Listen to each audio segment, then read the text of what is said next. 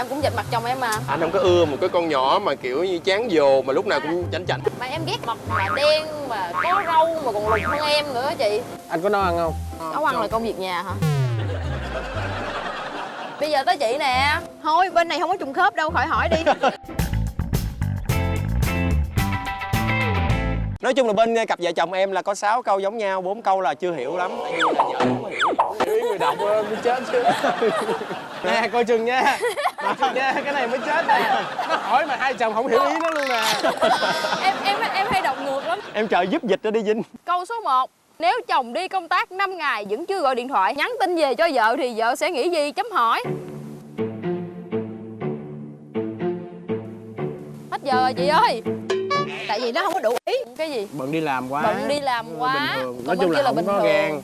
Nói chung là hợp lý. Vậy là có trùng không? Trùng chứ. Ok. Em để em hiểu cho. Bình thường vậy anh có hay đi xa nhà không? Có như là cái năm nay thì anh chuyển công tác ra Hà Nội cho nên thành ra là cái được đi giống như là liên tục. Thậm chí là 10 ngày, thậm chí là 20 ngày luôn. Nói chung là cái chuyện mà ảnh đi là nó đã rất là bình thường từ nhiều năm nay rồi, hồi nào đến giờ là vẫn là như vậy. Tức là mình đàng hoàng, mình không có làm gì tầm bậy, vợ mình tin tưởng thì không có sao. Đó mà em làm vậy không được nha. Biết em bản thân em đàng hoàng luôn. Em đi xa không được. Em phải lấy xích em kéo con này theo. Rồi vòng cỏ Em giống như là một con bé đó anh. Rồi mai mốt có con rồi sao kéo con đi luôn hả? Đừng có tính sao mà giờ ta mới cưới, ta mới yêu nhau nó khác. Hãy kể tên 2 địa điểm mà vợ chồng thường lén hôn nhau trong lúc hẹn hò. Wow. Bếp, phòng khách. Lén mà lúc hẹn hò mà sao vậy? Thì đúng rồi. Hẹn hò mà đâu có nhà. Hả? Ủa? Anh tưởng là bây giờ. Trời ơi, thấy không? Cái này cũng là lỗi không hiểu luôn nè. Anh là bạn của em á Trang. Nẻo các bạn em. Vấn đề là bếp là con nó trong phòng hoặc là gì thì mình lén hun, hoặc là phòng khách lúc nó ngủ rồi đó là lén. Ông bị tua qua cái chữ hẹn hò luôn. Anh bị quên chữ hẹn hò. Nghe cho kỹ câu hỏi. Đó thấy chưa? Hung dữ. Câu thứ 3 nè. Vợ chồng bạn thường có hai tay trong tay đi ra đường không? Ồ vậy đúng rồi. Khi mà đã lấy nhau thì mình nên đúng không, nắm tay là chuyện bình thường, hoặc là mình làm gì đó là vợ mình mà Phải đâu. đánh dấu chủ quyền chứ anh. Đúng rồi, còn khi yêu thì có thể là mình sẽ còn rụt rè. Tật xấu nào mà chồng đã thay đổi sau khi kết hôn? Nội này nãy mới nói luôn nè. Tự nhiên gợi ý cho người ta trả lời. Quên. Bớt chơi bời. Bên kia là nóng tính. Không hợp ý rồi, không hợp ý rồi. Vậy tính ra là ổng chưa bớt chơi bời. Trời ơi. Ê em đang đốt nhà phải không? Nóng tính là tới bây giờ vẫn còn không thay đổi Bớt được. đi rồi gì nữa. Không. Hồi nãy giờ là gây lộn rồi đó, tại vì nãy giờ là nhịn lắm rồi. Tính ra nãy giờ cũng đang gây lộn luôn á anh ơi. Nghe lộn vui mà. Kìa nhà mình cháy ten ben luôn rồi kìa. Lần cãi nhau gần đây nhất là Cách đây bao cách lâu? đây bao lâu? Mới Năm. đây. Ở câu hỏi trước. Ê anh mới nhắc nữa đó. 2, Cái này sai. 1. Cái gì vậy? Người tháng trước người mới sáng nay rồi sao? Sáng nay cãi vụ gì? Vô thay đồ nè. Đâu có cãi, sáng nay đâu có cãi. Đó là cãi lộn rồi đó anh. Cãi lộn rồi đó. Mà đây là cũng đang cãi lộn nè. Trời ơi, nói chung là cãi 24/24 luôn. Đây cũng vậy. Trời hôm qua mà cãi vụ đồ mà muốn Mặc cái gì rồi thay trước thay sau rồi cái gì đó. Căng thẳng mới cãi chứ. Đó là trao đổi sao? Vậy là cãi nhau rồi đó. Ngày nào cũng cãi hết á. Mà tại vì chẳng qua là vì ổng đi đâu công tác từ đầu tháng tới giờ thôi, cho nên là không cãi. nhà em ngộ lắm, cãi nhau ghê, nhiều khi cãi kịch liệt luôn. Nhưng mà nhiều khi nhớ lại không biết mình cãi cái chuyện gì. Vậy hả?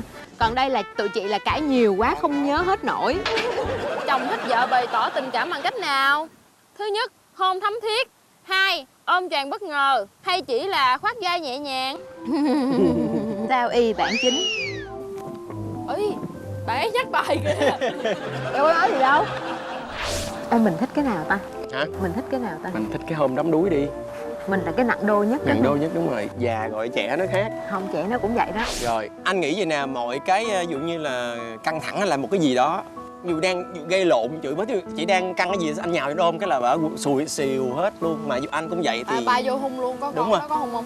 có. Mà ta có câu á, vợ chồng cãi lộn là cái hôn làm quề á. Đúng rồi. Mà thường dù gây lộn xong á là nó hôn say đắm hơn á. Thường á mà mỗi lần mà tự nhiên mà bay vô hôn là tôi biết mới gây lỗi lầm gì với tôi à.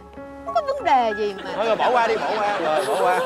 Vợ chồng bạn quan niệm thế nào về việc sống thử trước hôn nhân?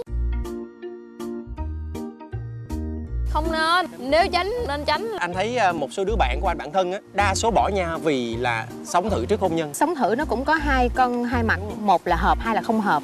Không ủng hộ trong 9 năm mà chắc không Cũng không dám sống thử đâu hả? Không phải, không dám, mà vấn đề là Nhà chị với nhà anh Phúc đều rất là khó mà hai nhà lại ở gần nhau nữa. Muốn hay không là do mỗi người thôi. anh thì anh muốn dành cái sự đặc biệt đó cho cái đêm tân hôn. Chờ 9 năm rồi thì chờ thêm một ngày gì nó cũng sẽ hay hơn. Lần chiến tranh lạnh dài nhất của vợ chồng là bao lâu?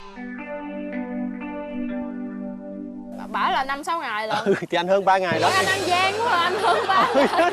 Anh nhớ cái lần mà dài nhất là cái lần Tết năm ngoái đó. Về nhà thì anh thấy là con lớn nhà anh đó thì nó vô tình nó lấy cái khăn lau nó lau người. Anh nói cái này là khăn lau mà nó là con thấy không còn khăn nữa, là không kịp giặt mà sấy, nó không kịp, với là chị quá lu bu. Thì anh mới nói là tại sao không có chịu lo cho con mà để cho con lấy cái khăn nó lau kiểu vậy. Thì có là hai vợ chồng nói qua là bắt đầu từ cái chuyện nhỏ thôi, bắt đầu xích mích tùm lum, bắt đầu lôi ra những cái chuyện xưa ngồi tá đã xong. Chị nói ok vậy thì đi, cái là không ở nữa, cái là chị quá mệt rồi, giờ anh về anh còn làm bèm nhé, chị dọn đi. Và chị ôm hai đứa, chị đi qua bên nhà chị đó. Thì lúc đó anh nhớ gần 20 mấy Tết. Không phải là ấy mà chưa kịp làm lành thì lại đi công tác, ông đi tiếp tới mấy ngày. Anh yên tâm là đã bên nhà mẹ rồi, nhưng mà rất sực nhớ ra ôi bắt đầu giao thừa thì mà tôi chết cha, mình đang vẫn giận mình chưa có làm lành vợ mình. Thì bắt đầu là tìm cách là mua bong bóng về treo, rồi Happy New Year xạo rồi chụp hình cái mới gửi cho thằng Chip là nhà đẹp lắm con ơi, giờ bố trang Chip Tết kia. Thì Dụ không dám ngồi thì nó mới coi xong rồi nó cứ gọi bố qua. Thì đó là cái lần mà anh thấy lâu nhất. Nhưng mà thường thì giận thì anh là cái người hay chủ động xin lỗi. Không phải thường mà là luôn là như vậy. Luôn đúng rồi. Nói chung là đúng sai không cần biết. Không cần biết, nào chồng có nghĩa cũng phải là là người xin lỗi. Đúng rồi.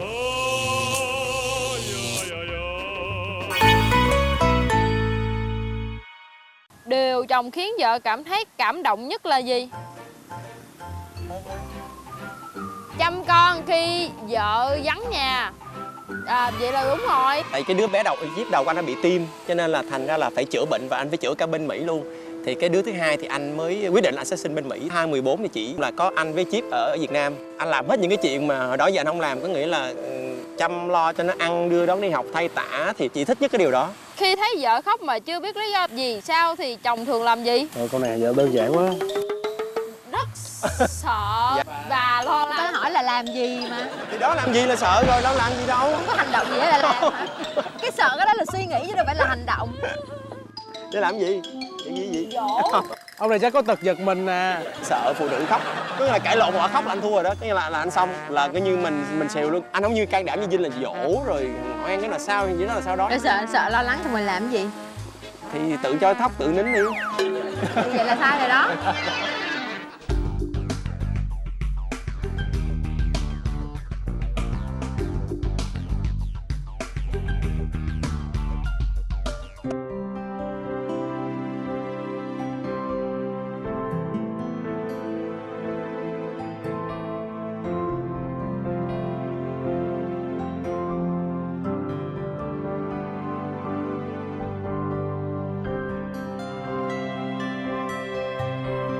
Wow, đẹp quá. Xanh dễ chịu quá ha. 1, 2, 3.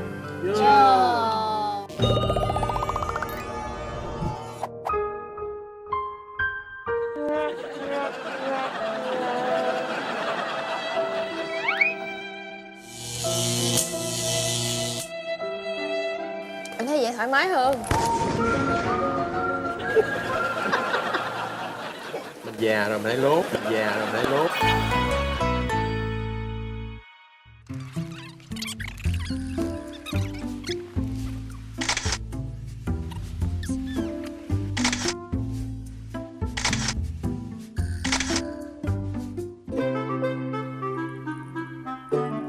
Ui, có hai cái rổ. Ý, I love you. Chắc chắn là không phải anh làm. Dễ thương quá vậy, happy honeymoon kìa.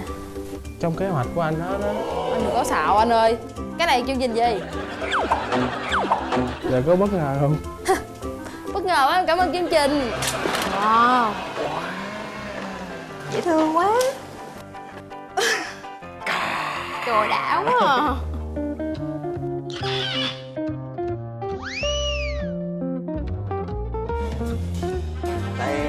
Tèn tèn tèn tèn tèn tèn tèn tèn.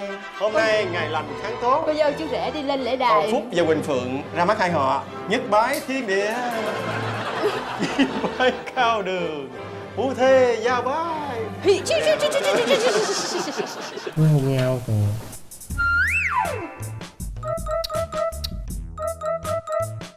Ây da, ây da, ây da. Đau quá. cái hôn đám đuối là chắc chắn là không có lãng mạn nhất rồi. Đúng rồi, gâu không. Tại vì em để râu.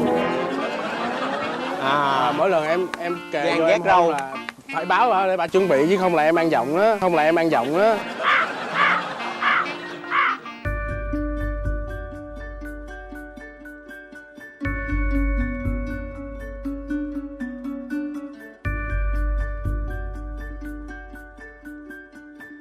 Rồi bây giờ chúng ta sẽ xem lịch trình tiếp theo của Trăng Mật Diệu Kỳ là gì nha.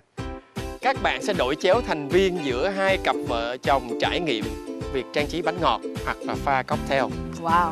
Giờ đổi chéo. Vậy là đổi chéo trước, đổi chéo. Là bên này, Rồi, bên này chị với Phượng bên qua này, bên bên, này nhìn. phải không? Bây giờ đó chọn đi, một là trang trí bánh kem, hai là pha cocktail. Em làm bánh đi, rồi bên này pha nước cho anh pha nước giỏi.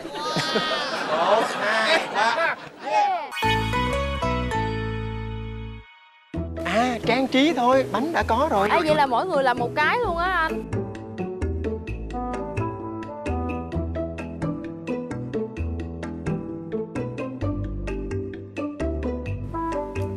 Wow. Ê, có cái bình tương ớt tương cà gì nữa nè. Đó giờ đi uống thôi chứ có bao giờ làm cocktail đâu. Vinh em biết làm gì không Vinh?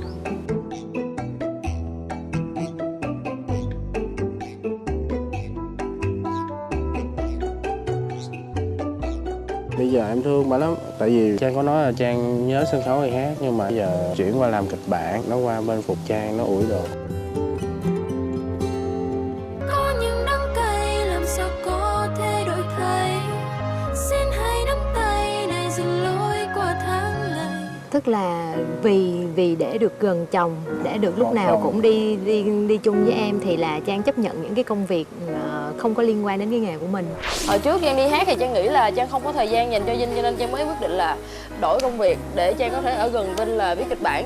Khi mà Trang nhận được cái lá thư này thì Trang cảm thấy rất là vui, tại vì mình có thể có 2 ngày nghỉ thoải mái cùng với chồng của mình. Nó hát trên sân khấu, nhiều người hâm mộ nó, rồi xin chữ ký, rồi chụp hình. Nhưng mà tội nghiệp thương lắm. Thường thì anh thấy là thí dụ như vợ chồng á Trang, giống như là khi mà mình bị quen nhau quá đó, và nó quen thuộc thì nó sẽ dễ bị nhàm chán. Em có bị cái cảm giác giống như vậy không? Tại vì anh quen lâu quá rồi, có nghĩa là anh đã 10 mấy năm rồi, tụi em thì chỉ mới có mấy năm thôi. Em thấy Vinh còn mới lắm, mới toanh. Em có muốn là Trang sẽ thay đổi một cái điểm nào đó không? Thay đổi em chỉ mong là dạng như bây giờ nhưng mà còn khờ lắm. Tại vì đó giờ đi đâu cũng có nhà lo, hát ba chở đi. Nói chung chưa có ra đời nhiều. Tính tình hiểu, cái là sở thích mình hiểu, nhưng mà có những cái sự kiện nó xảy ra. Thí dụ như cái chuyện đơn giản thôi, tụi anh thì có con, ví dụ giờ cho học ở đâu cũng là một cái câu chuyện, nhưng mà khi bàn ra thì cãi và nói lý với nhau cho cái vấn đề nó tận cùng. Sao ta, giống như kiểu như hai người mà Không có thể nào hiểu nhau nổi. đúng hả? đó. Mà trong khi mình đã quá quen với nhau Đúng. rồi. Càng lâu thì mình sẽ càng hiểu nhau nhiều hơn. Giống như người ta nói là vợ chồng nhìn nhau cái là hiểu, hoặc là có làm một cái gì đó sẽ hiểu được nhau. Nhưng mà anh với lại chị Phượng hay bị rơi vô là kiểu như đi tới hồi bế tắc, giống như là hai người mà xa lạ mà mặc dù là quen nhau. Đó, như em mấy năm, anh 10 mấy năm. Tụi chị là vô cùng khắc khẩu, cực kỳ khắc khẩu luôn. Nói một chút là gây mà thực sự ra có nhiều điều á tụi chị không nói được với nhau. Vợ chồng thì đúng là lâu năm thì hiểu nhau thiệt, nhưng mà có những cái không thể nói chuyện được với nhau, không thể chia sẻ được với nhau và không thể cùng một cái suy nghĩ với nhau được. Thành ra là lâu ngày là em bị ức chế. Em có cảm giác đó rồi, nhưng mà chỉ có thể là chia sẻ với người khác thôi à. Đúng rồi, nhưng mà chị cảm giác như là cái chuyện đó nó rất là nguy hiểm. Ngày một ngày hai thì được, nhưng mà lâu dần khi mà vợ chồng không có thể nào mà trao đổi được với nhau nữa và nó cứ tăng dần cái sự ức chế như cái vậy. chuyện thì nào là- mà mình đúng cũng rồi. nghĩ là mình có thể giải quyết bằng sự im lặng rồi. Chết Tất cả mọi chuyện mình im lặng ra chết luôn. cho nên đó là lý do tại sao mà nhà chị là cứ cãi hoài luôn, coi như là sáng tối cãi cho tới khi nào mà vỡ lẽ ra thì thôi á. Nhưng mà cũng có những cái vỡ ra, nhưng mà có những cái hoài nó không vỡ được. Cái chuyện mà không hiểu nhau á, nhiều năm rồi cũng không hiểu nhau. Thực ra bản thân á, phụ nữ người ta còn không hiểu người ta đang muốn cái gì mà. Rồi một cái nữa vậy nào rất là vô lý, ví dụ như anh nói hôm nay anh đi nhậu với bạn nha, đồng ý cho đi, nhưng khi chồng đi rồi bắt đầu là chừng nửa tiếng sau 1 tiếng là phải về, xong bắt đầu là gọi điện rồi nhắn tin rồi nói là bị anh bị đe dọa về tinh thần á, kiểu khủng hoảng. Mà vấn đề là thật ra thì mình nghĩ là vợ đồng ý thì mình sẽ đi, còn nếu như vợ anh không đồng ý anh sẽ đâu có đi. Mà phụ nữ thường á có một bài luôn mà kiểu như con gái nó có là không đó. Đừng nghe những gì con gái nói, đừng nghe những gì con gái nói. Thì nói chung là hơi khó nắm tâm lý xíu, nhưng mà anh nhìn ánh mắt hay là cái gì đó thì bữa nào anh đoán thử rồi sao. Em có bị vậy không? Không, em thì không gặp vấn đề, tại vì Vinh lúc nào cũng muốn ở bên em hết á. Ồ. Đuổi cũng không đi nữa, kiểu giống như là em năn nỉ luôn á. Anh đi chơi với bạn, anh đi uống cà phê, anh không thích đi, anh ở nhà với vợ anh vui hơn. Lạ lắm, Vinh kiểu bị tuyệt chủng hay sao á, kiểu lạ lùng lắm. Dù thời gian trôi qua những tiếng yêu ta đông đầy, tình yêu Tới giờ vẫn cảm thấy chọn đúng người. quan tâm. Thì tính ra nhà mình ngược nhau lắm á. Em xin đi chơi với bạn em nha, em đi, nhưng mà thật ra ông không có muốn. Đi hội chợ rồi kia không báo, em không báo em hơi sai nha. Cho đi đến 7 giờ, khoảng 1 tiếng nữa anh qua nha. Cũng ok. Rồi đến 1 tiếng sau em tới, em gọi điện thoại hoài không bắt máy, em rồi chờ cả tới 45 phút đồng hồ. Cái bà bắt máy lên, bà gọi ngược lại, bà hỏi sao nãy giờ không gọi bà. Giống lắm luôn á Vinh. Cái Vậy cặp hả? bên kia kìa giống lắm luôn á. Nói chung là hai người đó là một cặp coi như là bản sao, photocopy luôn á. Thật sự là rất là muốn là Vinh kiểu sẽ về tạo bất ngờ cho em bằng cách là chỉ cần dọn dẹp phòng thôi, xếp mền gối rồi đàng hoàng, rồi phòng sạch sẽ. Được đúng không? Chưa bao giờ có một lần như vậy. Em thuộc cái tiếp người là ai làm gì làm, ai sao cũng được. Vợ em rất là thích cái sự kỹ lưỡng hoàn hảo á. Nhiều khi em nghĩ là mình muốn làm cái này nhưng mà không có ấy không chịu, mình muốn làm cái khác thôi cô ấy không chịu, cái đâm ra đôi lúc cái mình bị mang tiếng là làm biếng. Vinh còn hay xả rác ở dưới gầm giường nữa anh. Tại sao? Là mấy cái đồ máy tay nè, bánh kẹo nè, ăn xong nè, có một cái thùng rác hẳn hoi ngay đó không dục vô, nhét dưới gầm giường. Em bực quá, một mình em lấy búa lấy đồ á, em gỡ hết đinh ra, em tháo luôn cái giường em quăng luôn, cho nằm nệm luôn, khỏi có cái gầm giường nào để nhét vô nữa hết á. Nhiều khi á mình bực quá, mình lại có những cái suy nghĩ là trời mình có thể chịu nổi hết suốt đời vậy không? Tại vì Với một cái con người như thế. đúng vậy. Nhưng mà thật ra những cái lúc mà suy nghĩ câu đó xong á thì em lại nghĩ lại Vinh nó quá hoàn hảo rồi, nó không đi chơi, không này không kia, thời gian dành hết cho em luôn. Chỉ có những cái tật như vậy thôi, không lẽ mình không bỏ qua được. Trời ơi, mình đi vô spa là hai ông kia tức lắm luôn á. Ông Phúc là ông thèm spa. Trong cái lịch trình là mình thích nhất cái này đó. Mấy bà sướng quá. Ước gì hả? Được đi tắm bóp được kia. Biết sao đổi lại nha, mình làm vợ, bà làm chồng. Trời ơi, Cái này giờ sao? Sắp xếp sao? Cắm bông uống hoa hả? đâu từ đâu ta, mình phải làm sao cho 4 phần đó. Thôi giờ cắm bông trước đi. Cắm cho bông nó là gọn. anh thua, em cắm đi, anh trình bày chén đĩa đi, em cắm bông đi. Đó là việc nặng nhọc để em. Bà Trang là bà còn vô tư lắm, cho nên cái suy nghĩ của bà cũng không biết sao.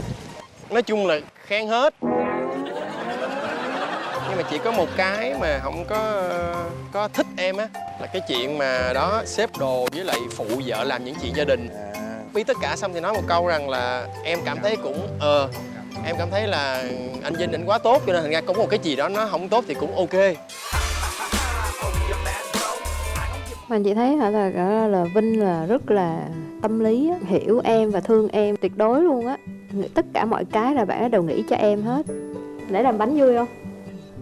Vui chứ, nhưng mà tính ra là ông cũng nói nhiều lắm á, ông nói nhiều chuyện về chị lắm luôn á. Nói xấu chị hả? Chết rồi. Không phải nói xấu, nhưng mà ông kiểu ông hỏi ý á, coi em có giống vậy không. Ông với chị rất là quen rất là lâu rồi, nhưng mà không hiểu sao thì vẫn có những chuyện không có hiểu nhau lắm. Thực ra con gái thì bản thân họ nhiều khi người ta còn chưa hiểu được hết mình nữa, làm sao mà để người ngoài hiểu được. Lúc thế này lúc thế khác á. Hồi xưa mình thích một cái gì đó nó khác, bây giờ tự nhiên cái mình lại thích một cái khác, mà mình cũng không hiểu tại sao cái sở thích của mình nó lại thay đổi như vậy. Em cũng chỉ là con gái thôi, buồn là khóc hay vui là cười. Còn chị Phượng sao? Phượng nói gì anh không?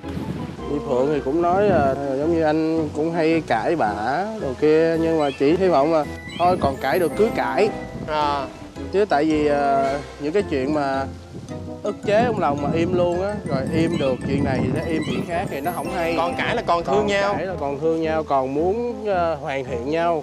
Em cũng mong còn cãi cho rồi. Hồi nãy không có nói cái này là ảnh muốn đi chơi, đi uống cà phê với bạn hay là đi spa hay gì đó, thì ảnh có nói với chị, thì chị rất là vui vẻ chị cho đi. Nhưng mà lúc mà đi hơi lâu xíu là bắt đầu gọi hả cằn nhằn các kiểu, cái em mới nói là ủa vậy lúc đó chị có vui thiệt hay không? Anh nghĩ chắc chị không vui đâu, nhưng mà chị nói vậy thôi đó. Thì anh phải đoán tâm lý chứ, nhiều khi người ta nói vậy là ta giận thì sao. Thì anh phải biết được là lúc nào là chị nói thiệt, thì lúc nào chị giận thì chị nói vậy thôi, chị đuổi đi vậy thôi, chứ anh phải đoán chừng chứ. Thiệt luôn á, cái đó mà ông cũng không biết nữa. Nhưng mà ví dụ như em nghĩ coi, nếu như mà em là một người vợ và chồng mà xin đi đâu mà đi riêng, đi với bạn bè rồi này kia, em có cho đi không? Tất nhiên là em phải cho đi chứ, sao em cấm em cản được những chuyện đó. Nhưng mà thực tâm ở trong lòng em đâu có thích, đúng không? Không đẹp thôi mà nhìn cũng được, kiểu ok. Thôi mình selfie cái bàn của mình, tự trang điểm coi. Ha, nãy nếu mà mình kỹ mà mình trước và sau bắt tay vào làm rồi. Hay quá. Đẹp quá Vinh ơi. Cái hàng anh em mình thiệt quá trời quá đất.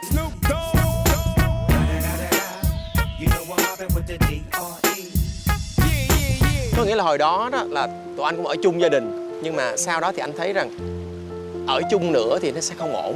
Không ổn là sao? Tại khi mà lúc đó có con nó sẽ có sự va chạm. Tại vì anh là rất là được cưng.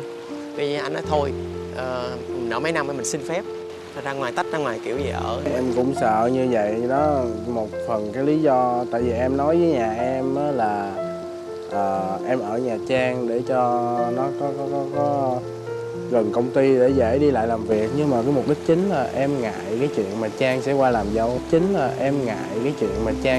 dâu. Anh thấy là Trang còn hơi nói chuyện Nó trẻ con, cư xử nó chưa có chín chắn lắm. tuổi trẻ mà nó sẽ có cái sự sai sót bồng bột nhất định. Đó, cho nên thôi né được gì né. Mình khéo hơn xíu thì mình chấp nhận mình ở rể. Mà nó sẽ có những cái ví dụ cư xử thì nhiều khi nó lại nó là ok mình là trẻ được, nhưng mà cái người lớn ví dụ như bố mẹ em có thể là sẽ không chấp nhận được, tại vì nó sẽ khó chịu. Nhìn thấy con mắt là phải như thế này, phải như thế kia. Em bị rồi. Lâu lâu hai chồng giỡn nhau rồi bắt đầu động tay động chân đá, bay đạp đá luôn mà. Giỡn bạo lực lắm. Là ba mẹ không đồng ý. Lâu lâu hai chồng giỡn nhau, xưng mày tao nhau á. Dạ mày sao? Thì không có, ba mẹ không có happy cái chuyện đó. Với một cái anh thấy tụi em là cách gọi nhau á rất là dễ thương, gọi bằng nó. Là nó rất là nó trẻ trung á, kiểu như nhìn như hai bạn trẻ và hai đứa mà bạn nhau. Nhưng mà tại vì vậy nè, có nghĩa là khi mà mình lấy nhau thì mình đã là vợ chồng. Mà vợ chồng thì nó sẽ có nhiều cái trách nhiệm hơn. Chung quanh giống như em là sẽ có trách nhiệm với bố mẹ Trang, Trang sẽ có trách nhiệm với bố mẹ em. Và bây giờ bố mẹ hai bên là bố mẹ của nhau rồi em đã giải quyết được vấn đề rồi, nhưng sau này em có con. Thực ra thì mình sẽ bị quen, mình vẫn quen cách gọn nó này. Thí dụ như nó sẽ anh đã từng bị rồi, có nghĩa là nhiều khi anh giỡn á, giờ tao nói mẹ em nghe, thí dụ hồi đó cũng cái kiểu giỡn xong rồi cái con nhá, ủa tại sao bố gọi mẹ bằng mày hoặc là gọi bằng tao, giống như cô nói vậy là không. Tụi em cũng đó sẽ bỏ, giống như là cái cách mà em bỏ thuốc lá từ từ vậy đó. Chứ nó quyết định có con là phải hy sinh một số thứ nữa, phải thay đổi. cái sinh hoạt của hai chồng. Từ hồi cưới tới giờ có cái điều gì mà em cảm thấy là bị buồn hoặc là bị cảm thấy là thất vọng không? Đó là hôn nhân không có giống như là mình nghĩ không? Không, thực ra em lường trước được hết rồi. Cũng có thời gian để chuẩn bị đám cưới á, thì là cũng có ở chung rồi cho nên cũng thấy hết rồi. Cũng biết là tính nhìn vậy. Trời, hồi trước nha, mới vừa quen, sáng sớm em đâu có biết là cực tới như vậy đâu. Vinh 7 giờ phải có mặt ở hiện trường quay đi, thì 5 giờ sáng, 4 giờ mấy sáng, tại lúc đó đang cua em mà chị. 4 giờ sáng là phải dậy từ Gò Vấp, mua đồ ăn sáng, chạy qua quận 5 đưa cho em, xong rồi lại chạy ngược lên trên kia đi quay, đem lên cho em là nhà em chung cư mà chung cư cũ nữa, lầu 3, đi lên xong rồi chỉ có thể treo đồ ăn ngay trước cửa nhà, xong rồi đi như một ông shipper. Nhưng mà ngày nào cũng vậy hết, có nghĩa là rất là thương chiều em luôn. Còn từ khi mà về một nhà đâu cần phải đi đâu nữa đâu, cũng đâu có cần phải mua đồ ăn sáng gì nữa. Từ lúc mà cưới nhau về xong là đi làm chung một công ty này nọ, nói chung là em chỉ muốn có lại mấy cái cảm giác hồi đó thôi.